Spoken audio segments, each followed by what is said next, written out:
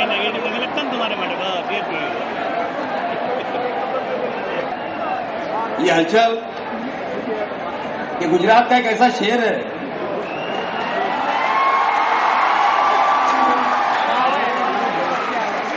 કે આમાં ભાન છે કે નહીં ખાલી શૂટ કરીને પડે जिनकी जो दहाड़ है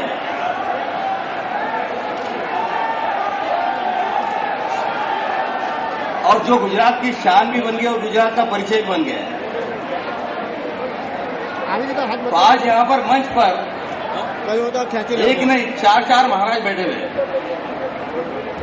एक संत सागर जी महाराज साहब है, दूसरे संत आपके सामने बैठे हैं नरेंद्र मोदी जी। ये राजकीय संत है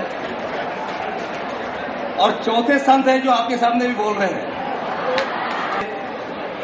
एक बहुत बड़ा गौरव मैं जैन समाज से आता हूं और जैन अपनी एक संस्कृति होती है। ये मंच जो है ये तरुण सागर जी महाराज साहब का मंच है, ये किसी प्रकार के राजनीतिक मंच नहीं है। हम लोग पुरुषार्थ करने वालों को शेर कहते हैं।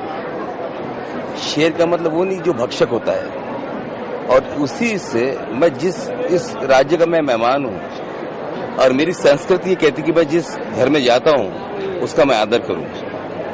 जिस तरह से मोदी जी की एक छवि है पूरे देश में, उन्हें विकास की बात की जाती रही है, लेकिन उन पर कई आरोप भी लगते रहे।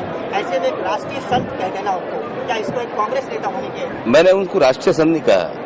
अगर आप जानते हैं, अगर मेरा पार्लियामेंट में अगर आपने भाषण सुना होगा तो मैंने मोदी जी के बारे में कहा था कि बड़े उम्मीदों के साथ में उनके पिता ने उनका नाम नरेंद्र रखा। ये सोच के रखा था कि कल ये बड़ा होने के बाद में ये विवेकानंद के मार्ग पे चलेंगे। ये मैंने पार्लियामेंट में कहा था। लेकिन आपको नहीं लगता कि ये जो बात है एक नए विवाद को जन्म दे सकती है आपके लिए, कांग्रेस पार्टी में दिक्कत पैदा? मैंने किसी भी प्रकार का विवाद नहीं किया है, और अगर आप चाहें तो विवाद निर्माण कर सकते हैं। क्योंकि मैं भी खुद एक चैनल चलाता हूं और अखबार चलाते से मैं जानता हूं। मगर एक बात ख्याल रखिए, आप इस बात से मुकर नहीं सकते। मैंने मोदी साहब से भी भाषण जब चला था तब कहा कि बाबा रामदेव जी और आप इस मंच पे मैं भी पॉलिटिकल भाषण कर सकता था, मगर मैंने वो नहीं किया क्योंकि हमारी संस्कृति नहीं है, क्योंकि ये धर्मपीठ है और आप जानते हैं कि धर्मपीठ के अंदर किस प्रकार की चर्चा होना चाहिए। मैं तरुण सागर जी महाराज ने भी जो बात कही उसको भी मैं एंडोर्स नहीं करता हूं, क्योंकि संतों से ये अपेक्षा है कि वे राजनीति से हटकर बात करें। संतों से ये अपेक्षा है कि वे संस्कार की बात करें, जीवन जीने की कला सिखाने की बात करें, नहीं कि किसी और चीज की बात करें। इसलिए जो भी महानुभाव ये धर्म स्थल का उपयोग किसी भी राजनीति की दृष्टि से करते हैं वो अनर्थ है, गैर है, और उसको मैं कंडेम करता हूं हमेशा। थैंक यू करता हूं और इसलिए मैं तरुण सागर जी महाराज का हृदय से आभार व्यक्त करता हूं, साधुवाद व्यक्त करता हूं।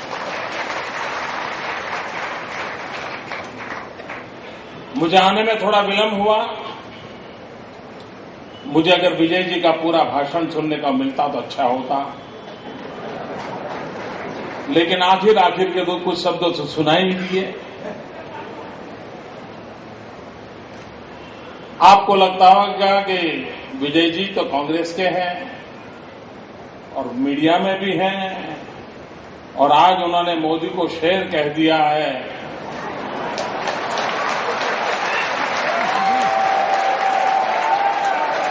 तो मोदी को रात को नींद बहुत अच्छी आएगी।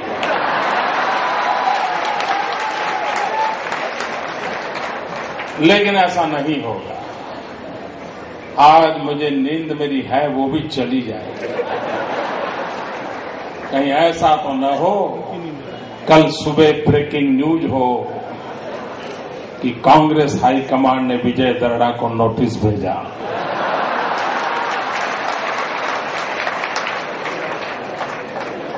कांग्रेस हाईकमांड ने तय किया है कि विजय दर्रा जैसे कांग्रेस के एमपी चुनाव का वर्ष है और गुजरात में जाकर के मोदी की तारीफ करें, इससे बड़ा कोई इनडिसिप्लिन नहीं हो सकता है, इसलिए उनको निकाल दिया जाए।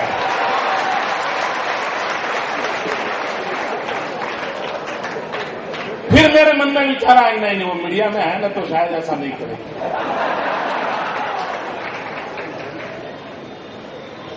भाइयों बहनों,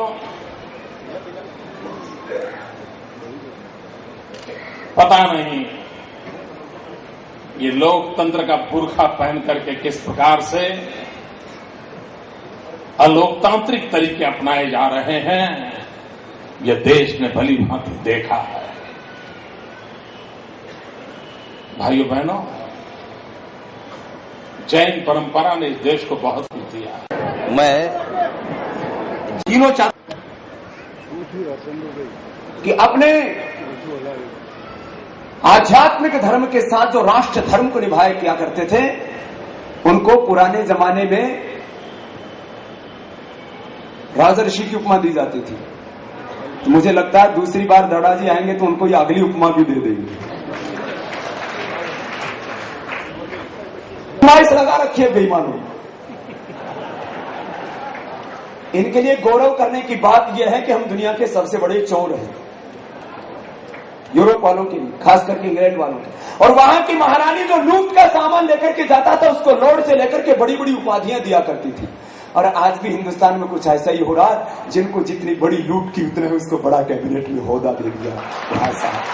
ये तो महारानी के पदों पर चल रहे हैं ना। महारानी का अर्थ यहां दूसरा है, कभी तुम दूसरा समझ लो। मैं जो जिस तात्पर्य में कह रहा हूं, हम लोकतंत्र का सम्मान करते हैं, इसलिए आपने देखा होगा आदमी प्रणब मुखर्जी साहब के बारे में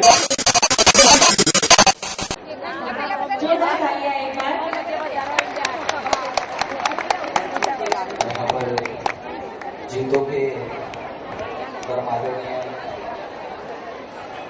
मोतीलाल जी ओसवाल साहब और आदरणीय नरेंद्र कुमार जी बल्डोटा साहब, परम पूज्य क्रांतिकारी राष्ट्र के निश्चित भक्त, एक ऐसा व्यक्तित्व है यदि महाराज जी पूज्य श्री कहते कि आपको तुरंत यहाँ पर आना है, इस भारतवर्ष का एक बहुत बड़ा नाम दैनिक भास्कर समूह के चेयरमैन आदरणीय रमेश चंद्र जी अग्रवाल साहब भोपाल, इनका भी यहाँ पर आगमन है। मैं हितेश भाई पटेल से निवेदन करता हूँ कि बना रहे हैं।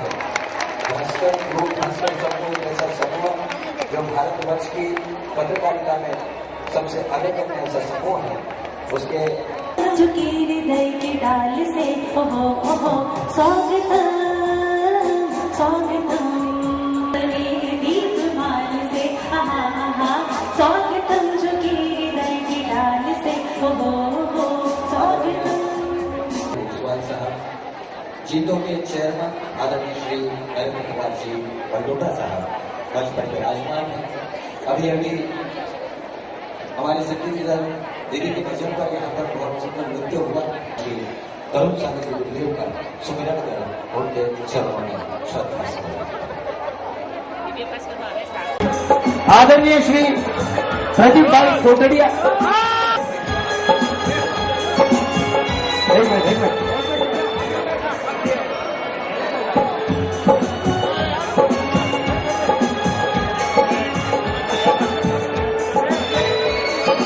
परम आदरणीय रामदेव जी बाबा, परम श्रद्धेय, परम पूज्य, मैं निवेदन करूंगा अब रामदेव का श्रद्धा पूर्वक सम्मान करें।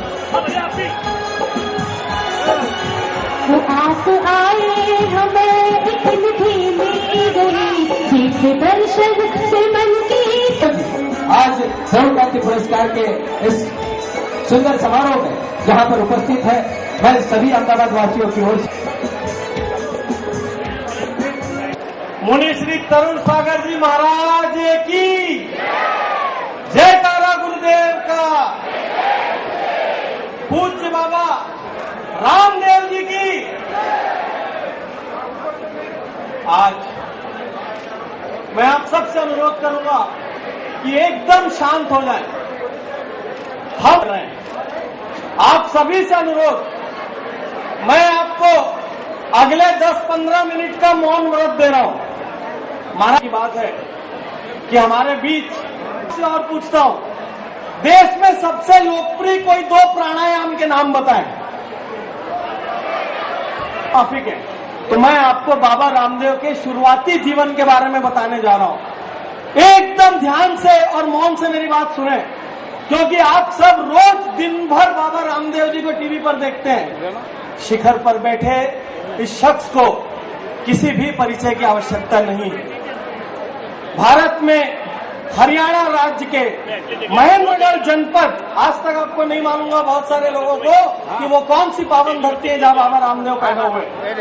तो भारत के हरियाणा राज्य के महेंद्रगढ़ जनपद स्थित अली सैयदपुर नामक एक साधारण से गांव में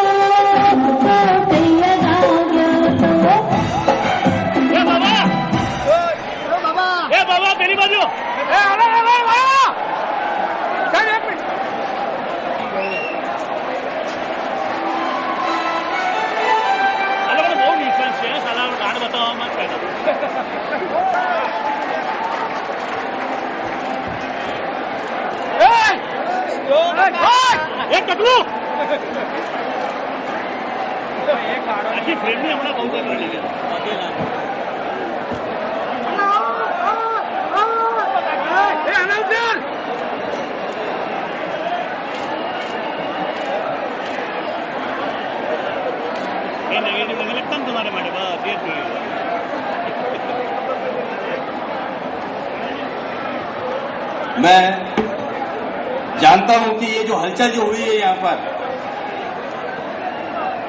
ये हलचल ये गुजरात का एक ऐसा शहर है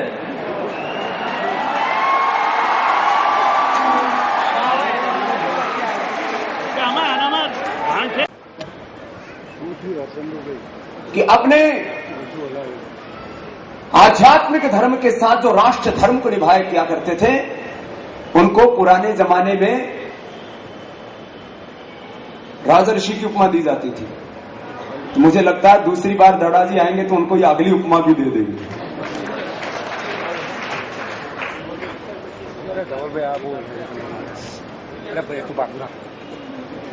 जिनके काम से गुजरात गौरवान्वित है और जिनका नाम लेने मात्र से भारतीय राजनीति में भूचाल पैदा हो जाता है, ऐसे नरेंद्र भाई को भी बहुत बहुत सबकी ओर से शुभकामनाएं।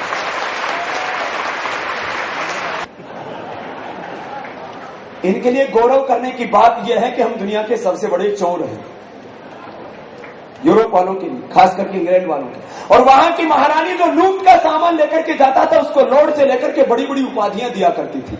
और आज भी हिंदुस्तान में कुछ ऐसा ही हो रहा है, जिनको जितनी बड़ी लूट की उतने उसको बड़ा कैबिनेट में ओहदा दे दिया। भाई साहब, ये तो महारानी के पदों पर चल रहे हैं ना। महारानी का अर्थ यहां दूसरा है, कभी तुम दूसरा समझ लो। मैं जो जिस तात्पर्य में कह रहा हूं, हम लोकतंत्र का सम्मान करते हैं, इसलिए आपने देखा होगा आदरणीय प्रणब मुखर्जी साहब के बारे में जब से वो राष्ट्रपति बने, हमने तो व्यक्तिगत नाम लेकर के कभी कोई टिप्पणी ही पहले ज्यादा करने में विश्वास नहीं रखा। अपरिहार्य परिस्थितियों में कोई नाम लिया जाए तो अलग प्रश्न है। मैं तो नाम लेने में नहीं, ऐसा काम करने में विश्वास रखता हूं जिससे हिंदुस्तान की तकदीर और तस्वीर बदले, ये देश बचे, ये काला धनाई भ्रष्टाचार मिट जाए। भाई बहनों, बहुत मेरे से बोले बाबा जी आपने गुजरात का कोई आंकड़ा नहीं निकाला। कॉल मीडिया वालों मेरे 15-20 मिनट तक घेरे रखा। मैंने कहा भाई गुजरात का आंकड़ा ये है, यदि गुजरात में कुछ गलत होता ना तो अभी तक नरेंद्र भाई यहां नहीं कहीं जेल में बैठा होता। अब मैं कोई सर्टिफिकेट भी नहीं दे रहा हूं, लेकिन एक देखो, उन्होंने जब अपने वाले उनके जेल में हैं तो दूसरों को तो पहले डालेंगे। जिन्होंने कुछ भी नहीं किया, खाली 9 अगस्त के आंदोलन से डर करके ही पहले शुरू कर दिया, उन्होंने जेल में डालना, तो नरेंद्र भाई तो कहां होते उसकी आगे की बात है। और मैंने कहा क्रांतिकारियों को ये जेल में डालना, ये तो उनके लिए गौरव की बात है। और अब 9 अगस्त को जो होगा उसकी बात आगे बताएंगे। लेकिन मैं आपसे दूसरी बात कह रहा था, क्योंकि श्रद्धेय आचार्य बागची जैसे संत को इन्होंने जेल में डाल करके अपने ताबूत में अपने आप ही कील ठोक लिए, बाकी तो जो ठोकेगा खूंटा 9 अगस्त को दिल्ली में, बात की बात है। भाई बहनों, समय हमारे गुजरात की पहचान है व्हाइट रिवॉल्यूशन, श्वेत क्रांति की। हरियाणा, पंजाब, गंगा यमुना के प्रदेशों की पहचान है हरित क्रांति की, ग्रीन रिवॉल्यूशन की। और मानव जाति के कल्याण के लिए श्वेत क्रांति और हरित क्रांति की चर्चा लगातार होती रही है। और मैं और आप सब गर्व करते हैं श्वेत क्रांति के लिए, हरित क्रांति के लिए। लेकिन शायद संतों तक भी ये बात नहीं पहुंची होगी। यहां बैठे हुए जीव दया के लिए जीवन खपाने वालों के तक भी एक बात नहीं पहुंची होगी।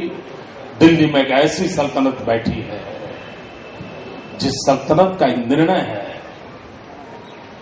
Pink revolution. व्हाइट रिवॉल्यूशन देखा, ग्रीन रिवॉल्यूशन देखा, अब वो कह रहे हैं पिंक रिवॉल्यूशन।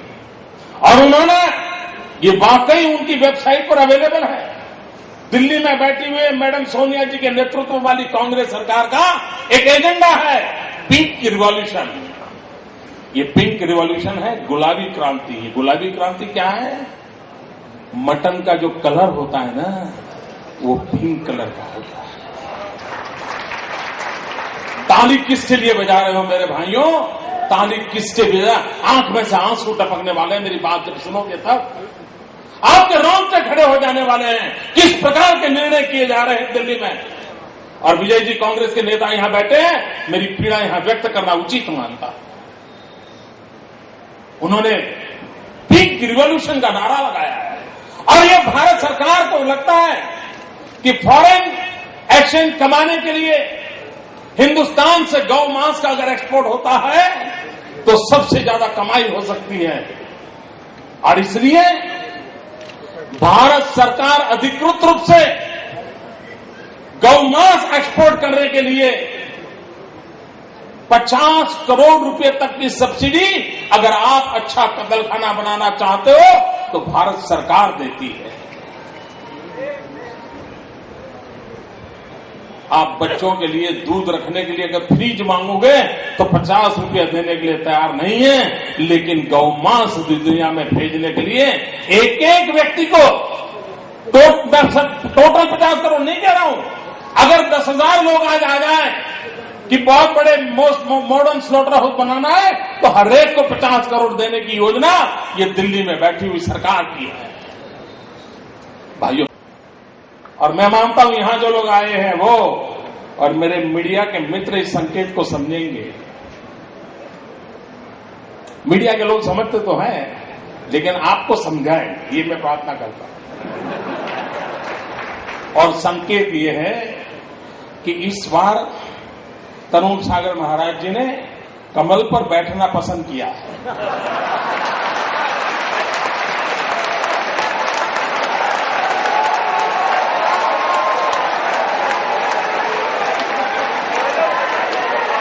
बोले भारत माता की। तो ये संकेत हमारे लिए काफी है और मैं ये संकेत से बहुत ही गर्वित हुआ हूं। मुझे आपने बुलाया, बहुत आभारी हुआ। आज परम पूज्य क्रांतिकारी राजसंघ मुनि श्री तरुण सागर जी गुरुदेव के मुनि दीक्षा को 25 वर्ष पूर्ण हो रहे हैं। यह रजत जयंती दीक्षा महोत्सव का वर्ष मनाया जा रहा है, इसलिए रजत जयंती जब पूरी मुख्यमंत्री जी यहाँ पर बोल रहे थे तो क्यों चाहते हैं सारे भारत के लोग कि हमारे राज्य का मुख्यमंत्री नरेंद्र भाई मोदी ही हो, इसके संकेत प्रदान हो रहे थे। गजब का नूर चेहरे पर कि जैसे नूरे रहमत हो, फकीरे में भी वो अंदाज जैसे बादशाहत हो। चलते हैं बादशाह के चरणों में आशीर्वाद लेने के लिए परम पूज्य क्रांतिकारी राजसंघ मुनि श्री तरुण सागर जी गुरुदेव।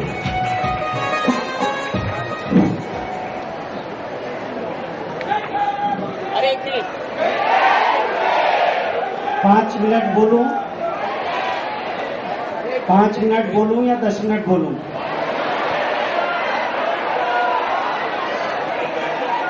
पांच मिनट बोलूं या 10 मिनट बोलूं?